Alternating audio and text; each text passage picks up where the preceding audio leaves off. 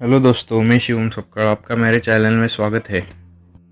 आज मैं आपको अष्टावक्र गीता की समरी सार्थ बड़े आसान भाषा में बताने का प्रयास करूंगा। अष्टावक्र गीता यह अद्वैत वेदांत का संग्रह है।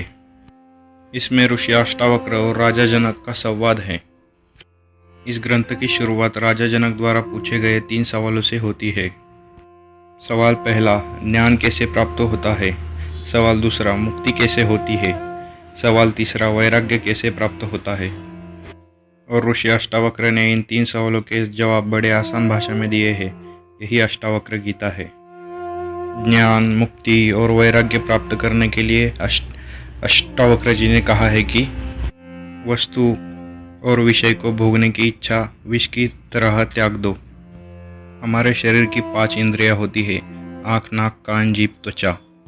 संसार में पड़ा व्यक्ति इन्हीं 5 इंद्रियों को संतुष्ट करने का प्रयास करता है, लेकिन वह यह नहीं समझता कि हर बार वह इंद्रियां कभी भी संतुष्ट नहीं होती। इस इंद्रियों से अपना ध्यान हटाने के लिए स्वयं का ध्यान शरीर से हटाकर दूसरी जगह पर लगाना होगा। संसार में पड़ा व्यक्ति स्वयं को शरीर मानता है और इन 5 इंद्रियों को संतुष्ट करने में भागता रहता है। इसलिए ये इस 5 इंद्रियों और इच्छा से ऊपर उठने के लिए स्वयं को शरीर मानना ही गलत है। मुक्त होने के लिए स्वयं का ध्यान शरीर से हटाना होगा। अब यह शरीर का ध्यान स्वयं से हटाना मतलब क्या होता है। हम जब आईने में देखते हैं तो आईने में जो दर्पण दिखता है उसे हम मैं कहते हैं। दरअसल इस संसार के कारण हम शरीर को मैं मानते हैं, यही असली गलती है। इंसान का शरीर पृथ्वी, वायु, जल, अग्नि, आकाश इन पंचमहाभूतों से बना है। अगर इनमें से एक भी पंचमहाभूत नहीं होता तो इंसान का शरीर नहीं बनता। इसलिए इंसान का शरीर हर एक पंचमहाभूत यानी पृथ्वी, वायु, अग्नि, जल, आकाश इन सब में है। इसलिए हम पृथ्वी, वायु, जल, अग्नि, आकाश इन सब में हमें मैं मानना चाहिए। स्वयं को हर एक प्राणी, वनस्पति इन पंचमहाभूतों में मानना चाहिए। स्वयं को ब्रह्म मानना चाहिए। तभी इंसान का ध्यान इस शरीर से ऊपर उठेगा और वह मुक्ति की दिशा में चला जाएगा। दरअसल सब कुछ मानने के ऊपर तैयार होता है।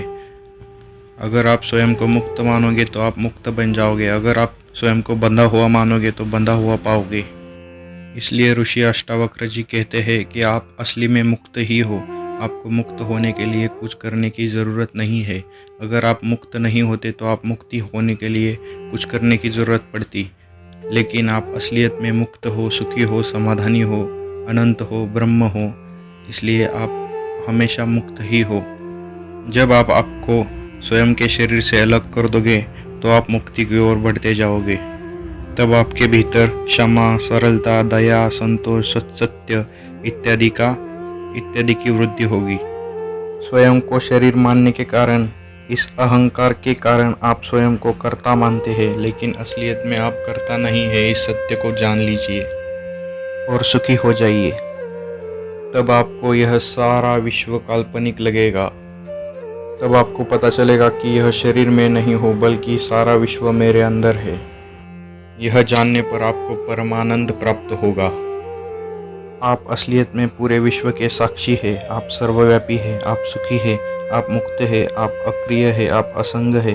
आप इच्छा रहित हैं। यह जानना ही मुक्ति है। अगर आप स्वयं को साक्षी, सर्वव्यापी, सुखी, मुक्त मानते हो तो आप मुक्त बन जाओगे। और मुक्त होने पर जन्म मृत्यु के बंधन से छुटकारा मिलता है और आपका पुनर्जन्म नहीं होता। यदि आप स्वयं को शरीर मानोगे तो शरीर की इच्छा, 5 इंद्रियों को संतुष्ट करने में पूरा जीवन लगा दोगे, तभी भी इंद्रियों और इच्छा पूरी नहीं होगी। इसलिए अपूरी इच्छा रहने के कारण आपका पूरा पुनर्जन्म होगा और आप इसी जन्म मृत्यु के चक्कर में भटकते रहोगे। अगर आपको असली में मुक्त होना है तो स्वयं को प्राणी, वनस्पति, पृथ्वी, वायु, जल, अग्नि, आकाश, जो आंखों से दिखता है वो और जो नहीं दिखता है वो, स्वयं को इस सर्वत्र में मानिए तो आप मुक्त हो जाएंगे। दरअसल आप सर्वत्र है, इसी बात का चिंतन और ध्यान करना। आप सर्वत्र है, इस बात का चिंतन करने से, ध्यान करने से ही वह बात आपके अंदर तक बैठ जाएगी और आप मुक्त हो जाओगे। बचपन से बहुत समय से आप स्वयं को शरीर मानने की गलती कर रहे हो, इसलिए इस संसार के सुख दुखों के चक्कर में अटक रहे हो। अगर आपको मुक्त होना है तो स्वयं का ध्यान शरीर से हटाइए और ब्रह्म की ओर लगाइए।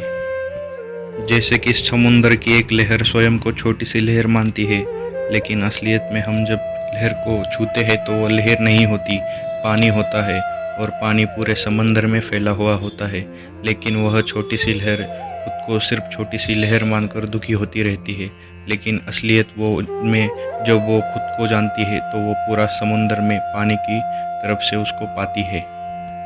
इसी तरह आप खुद को जान लो तो अब आप खुद को सर्वत्र पाओगे और आपका ध्यान अपने आप आपके शरीर से हट जाएगा और आप सुख दुख से मुक्ति पा जाओगे। दरअसल ऋषि अष्टावक्र ने राजा जनक को यह कहा है कि आप खुद को जैसे मानोगे वैसे पाओगे। अगर आप खुद को मुक्त मानोगे तो मुक्त पाओगे। इसलिए आप खुद को अनादि अनंत सुखी समाधानी मानिए और इस बात का चिंतन करिए कि मैं अनादि हूँ, अनंत हूँ, मुक्त हूँ, सुखी समाधानी हूँ। इस ज्ञान का चिंतन करने पर आप मुक्त हो जाओगे और अपने आप आपके अंदर वैराग्य की बढ़ती हो जाएगी। तो दोस्तों, यह थी अष्टावक्र और राजा जनक का संवाद। यह मैंने आसान भाषा में बताने का प्रयास किया है। अगर आपको यह पसंद आया हो तो लाइक करिए और ऐसे ही आध्यात्मिक वीडियोज़ देखने के लिए मेरे चैनल को सब्सक्राइब कीजिए। जय श्री कृष्ण।